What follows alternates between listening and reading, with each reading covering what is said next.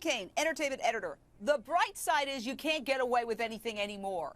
But the downside to me, and I know that some of our panelists don't believe this is an aberration, but let's hope for the sake of humanity that it is a relatively aberrant, that racism is going down. We're supposedly living in a post-racial society. We have our first African-American president who was reelected. So could this take an aberration and then with 5 million views make it seem like it's a societal norm? Jane, I'm sorry, we are not post-racial. We are not post-homophobia. We are not post-sexism. This really is every day in America. This really is every hour in America. I was just called the M-word last week. This happens every day to African Americans. Every day people they're experiencing prejudice, all these things. And I have to disagree with Sonny for a second as far as retiring the N-word. It's not about retiring the N-word. It's about having an open and frank discussion about race in this country. And we're not doing that. Well, I don't think they're mutually exclusive, though. And I think, to your point, certainly we should have this open and honest conversation, and we've been having that conversation, but I don't think that it helps for the N-word to be sort of used so prolifically by not only white people in this sort of aggressive, hateful way, but also black people. I mean, I don't think that you can say, as a black person, I'm going to use the word, but I'm going to be offended when any white person uses it. I disagree. I disagree. I want to jump in because this is a big issue because Drake has a hit song with the N-word. You have Chris Rock and other comedians, African-American comedians, using it extensively, repeatedly in their comedy routines, saying it's okay for them, but it's not okay for non-African-Americans. But listen, I have to say, this is really unfair. You can't blame Chris Rock, Drake, Jay-Z, and Nicki Minaj for this racist stripper. That is really unfair, and it really cheapens the conversation of racism in this country. No, you can't. You can't blame Jay-Z for Donald Sterling. The N-word was around long before hip-hop.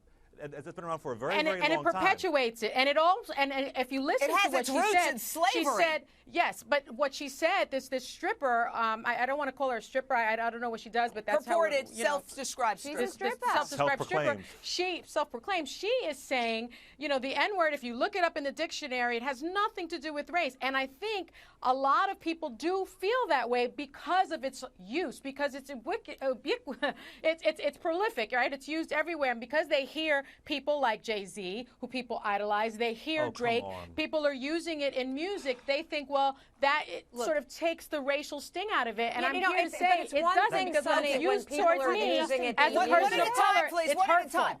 Mel, it's hurtful as a person of color. Yes, it's one thing when people are using it in music in reference to a buddy, a friend, a this or that. She is using it with vitriol. She is pointing at this person. Mel. There's no difference. Yes, there is a huge difference. And you know what? As a person of color, I think I can say there's no difference. Or anyone else. Listen, let me say this. Okay, here's the problem I have with using the N-word in any way, shape, or form, because we're debating it, and some people say, well, I'm African-American, I can use it, but you can't. But here's the thing. We don't live in a world anymore where you check a box off. There are many people who are multiracial, who have all sorts of combinations. So you're going to say, well, where do you stop? Where does this person you can say it, but somebody who has a white parent and a black parent, do they still get to say it? Or what? It's madness to say that one group of people can use a word and another group can't. This is a very simple point. It's Sociology 101. In certain communities, you create language and culture. In the African-American community, you create language and culture. In the LGBT community, they have language and culture. For Latinos, it is within that community. I'm a Latina, and I do not applaud any other Latino using an ethnic slur about anybody, but especially about your own people. It opens the door for other people to do it to you. But I always say, stop it. But again, it is unfair to blame racism on hip-hop. We're not blaming racism on hip-hop. That's not the point. When we're talking about the usage of the N-word, the point is it needs to be retired. You can't have someone like Jay-Z who is, so respected. Well, I guess you better delete all Jay-Z songs from your And I have, iPhone, Mel, and I have. I actually do not listen to any music because I listen to music with my children. Let me jump in for a second because I think we should go back to Narvel and ask him.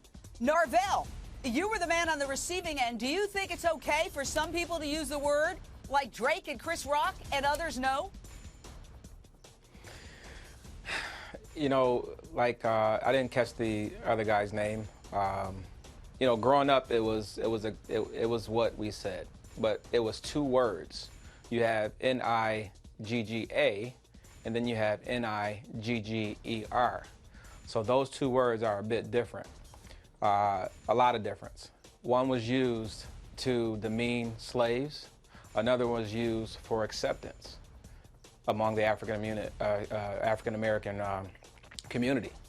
So to me, you know, I think it's unfair for, you know, let's say a white person to say it in that connotation and make it seem like it's you know, they're above you to say it to hurt you. You know, it's two different words. You can't even. It's really apples and oranges.